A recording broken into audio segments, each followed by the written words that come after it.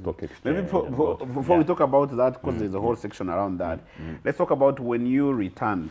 And I imagine in between probably you returned a few years, 1 or 2 years, or 1 or 2 times, before you eventually decided to come back fully. When you returned, what struck you about Uganda then compared to to where you had been out there?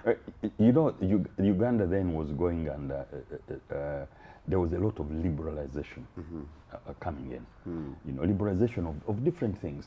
For those of us who remember things like petrol stations, right?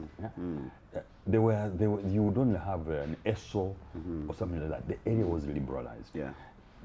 The privatization exercise of state-owned companies, becoming private companies, and eventually which gave the backbone of the shares. So the economy, I'm talking about 1998 when I came. The economy was growing. There was a lot of liberalization.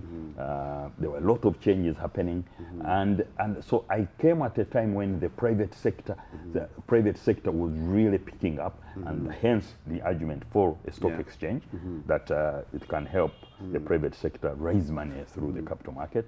So that was the environment in which I came to join the CMA, and there was a lot of support from both the Minister of Finance and the late Professor Mutebile then, and Bank of Uganda under the late Governor Chikonyogo, that there was a need to have a capital market that targets the private sector, both in terms of issuing shares, corporate bonds, and so on. And they were determined that it should be independent, because it could have become part of Bank of Uganda.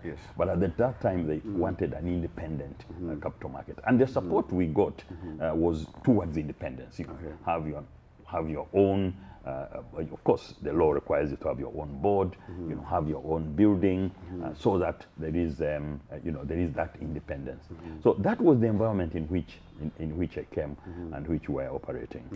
So what was your whole experience? I can imagine starting this whole thing from scratch and through up to the time you left. Take us through how was the experience like. What were the highs, the lows, and the lessons maybe at the time you left? It was, you can call it a startup. The interesting thing, because it is a regulatory body, you've got the law over there. However, the infrastructure. So for me, when I came, I had the privilege of actually, apart from one person, who was, those days we used to have people called messengers who used to carry letters. You remember those people? Yes. Very, very important people, and they know a lot of things, right?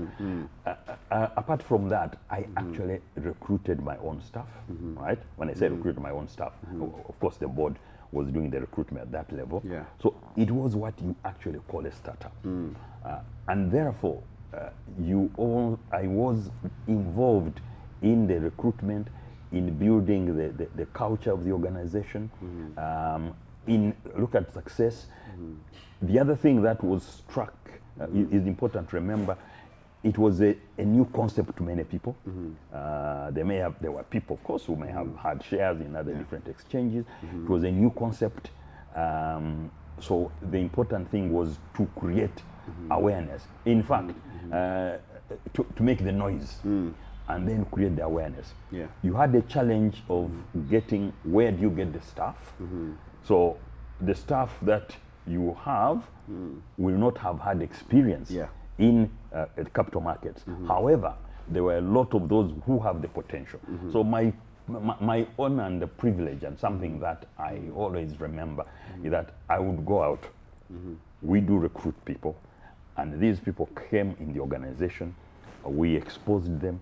We trained them, and I can tell you, I mean, we don't need to go into individual names, but you told me that you interviewed some of these people like Kandi, and Joseph Lutwama, and Stephen Kaboyo was there supporting us, Simon Rutega, Central Bank supported us. So I had the opportunity of seeing these people grow and become experts.